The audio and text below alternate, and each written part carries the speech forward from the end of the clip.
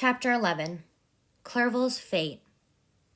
I was brought to the judge, an old good man with calm and mild manners. He gave me, however, a stern look.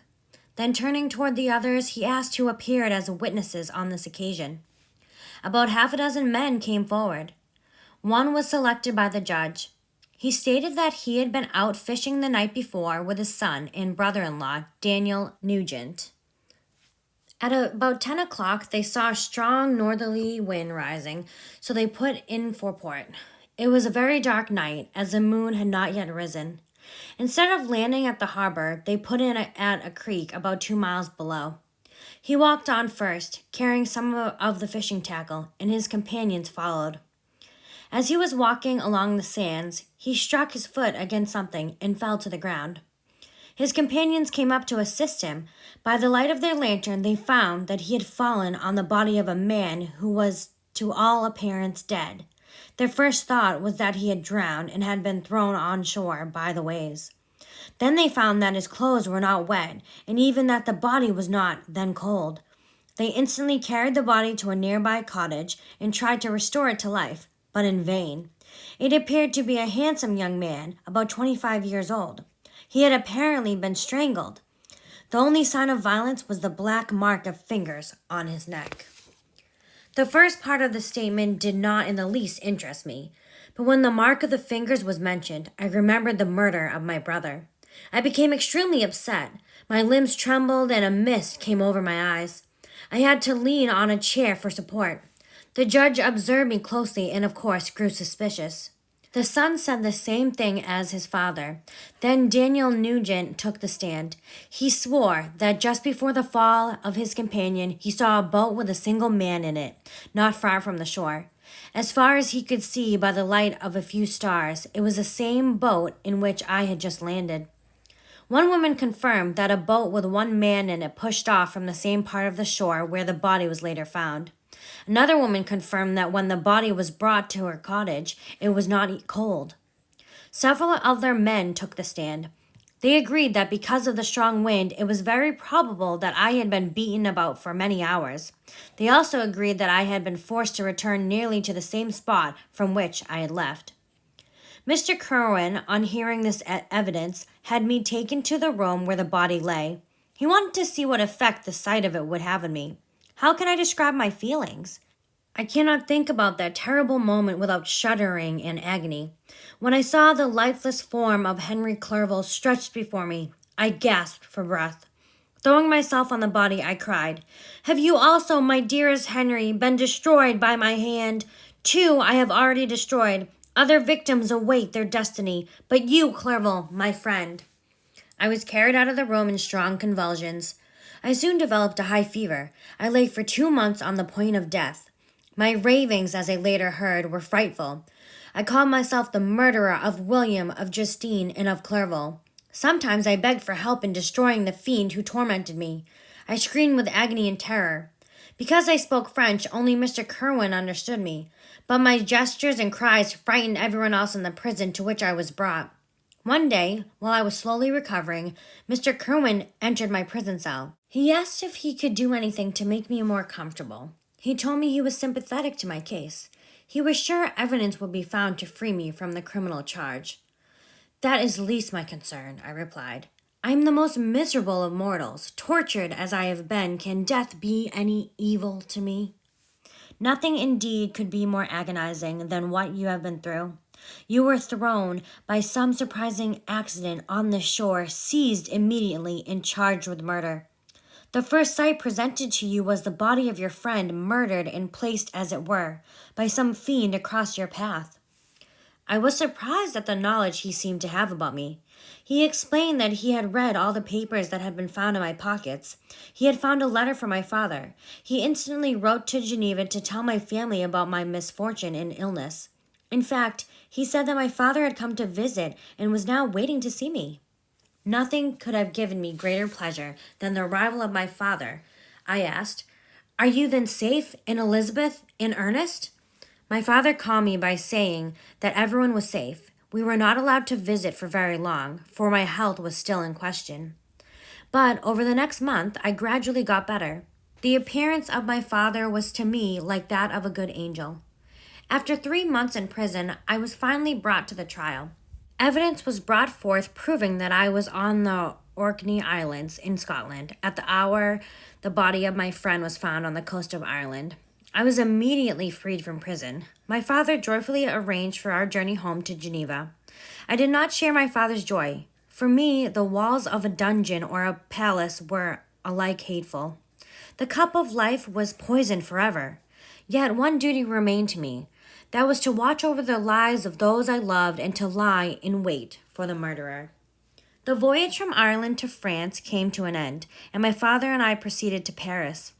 We decided to stay there and rest before continuing on to Geneva, for I had overtaxed my strength. A few days before we were to leave Paris, I received the following letter from Elizabeth. My dear Victor, I am so happy that you are on your way home. My poor dear, how you must have suffered. Yet, I hope to find that your heart is not totally void of comfort and peace. Before I see you, however, I feel that some things need to be said. I dare not postpone this any longer. I have often wished to express this to you, but I have never had the courage to begin. You well know, Victor, that our marriage has been the dream of your parents ever since we were children. We were loving playmates during childhood, and, I believe, dear and valued friends to each other as we grew older. But as brother and sister often feel affection toward each other without wanting a closer union, may this also be our case? Tell me the truth, Victor. Do you love another? You have traveled, and you have spent several years of your life at Ingolstadt. I will understand if you regret our engagement. I confess to you that I love you, and all my dreams of the future have you in them. But I desire your happiness as well as my own. If you are planning to go through with this marriage merely to honor your parents' wishes, please do not. My only wish is to see you happy. Do not let this letter disturb you. You don't have to answer it until you get here, if it will give you pain. If I see but one smile on your face when we meet, I shall need no other happiness.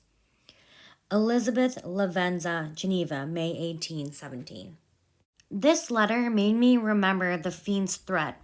I shall be with you on your wedding night. I remembered that on that night he would do whatever he could to destroy me. On that night he had promised to complete his crimes by my death. Well, be it so. A deadly struggle would take place. If he won, I would be at peace, and his power over me would be ended. If I won, I would be a free man. Alas, what freedom! I would always be haunted by the deaths of William, Justine, and Clerval. But in my Elizabeth, I possessed a treasure that would balance the horrors of the remorse and guilt I would forever carry. Sweet and beloved Elizabeth, I read her letter again and again. I thought about whether my marriage would hasten my fate. My death might indeed happen a few months sooner, but if he suspected that I postponed the marriage because of his threat, he would surely find other, perhaps more dreadful means of revenge. In this state of mind, I wrote to Elizabeth. I told her that my only hopes for happiness were centered on our marriage. I also wrote, I have one dreadful secret to tell you. I will tell you this tale of misery and terror the day after our marriage.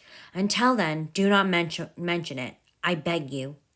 We were in Geneva about a week later. Sweet Elizabeth welcomed me with warm affection, and yet tears were in her eyes as she saw how ill I still looked.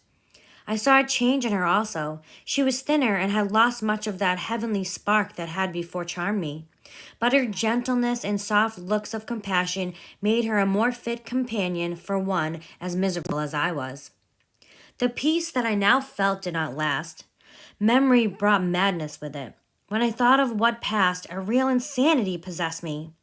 Elizabeth alone could draw me from these fits. Her gentle voice would soothe me. Soon after our arrival, my father spoke of my immediate marriage with Elizabeth. I remained silent. Have you, then, some other attachment? No, I love Elizabeth, and I look forward to our marriage with delight. Let us set the date, and I will promise myself in life or death to her. My dear Victor, do not speak of death. Let us transfer our love for those we have lost to those who yet live. Our circle will be small, but it will be bound close by love. As time passes, new and dear objects of care will be born. These will replace those we have so cruelly lost. Such were the lessons of my father, but I remembered the threat. Because of what I knew about the monster, I regarded him as unbeatable. When I remembered the words, "I shall be with you on your wedding night," I regarded my own death as unavoidable. But death was no evil to me. We decided that the ceremony should take place in 10 days. This, I imagined, put the seal to my fate. Great God! If I had known what the fiend was planning, I would have left my home forever. I would have wandered a friendless outcast over the earth rather than consent to this marriage. But the monster had blinded me to his real plans. When I thought that I had prepared only my own death, hastened that of a far dearer victim. As the date of our marriage grew nearer, I felt my heart sink within me. I hid my feelings as well as I could by an appearance of joy. I fooled my father, but I didn't fool Elizabeth. She looked forward to the marriage with calm contentment, mixed with a little fear. Past experience had taught her that what now appeared certain happiness might soon become an eerie dream. It could leave no trace but deep and everlasting regret. Preparations were made for the big day. Meanwhile, I took every precaution to defend my person in case the fiend should openly attack me. I carried pistols and a dagger at all times. Indeed, as the day approached, the threat seemed more like a dream, not to be taken seriously. The happiness I hoped for in my marriage seemed more certain. On the day of the wedding, Elizabeth was melancholy. Perhaps she was thinking of the secret that I had promised to tell her on the following day. My father was overjoyed, and he saw Elizabeth's mood as the shyness of a bride. After the ceremony, we had a large party, and then Elizabeth and I left on our honeymoon. We would travel by boat, sleep that night at Evian, and continue our voyage the next day. The day was fair, the wind was favorable, and all smiled on our wedding trip. Those were the last moments of my life that I felt happy. I took Elizabeth's hand and asked her why she seemed so sad. She said that she was bothered by a strange feeling that something was wrong. Then she said, "I will not listen to such a sinister voice. Look how beautiful the clouds and the mountains are. Look at the fish swimming in the clear waters. We can see every pebble that lies at the bottom. What a divine day! How happy and peaceful all nature appears." Thus Elizabeth tried to turn her thoughts and mind from all sad subjects. The sun was setting beneath the horizon as we landed. As I touched the shore, I felt those old cares and fears revive. These feelings were soon to clasp me and cling to me forever.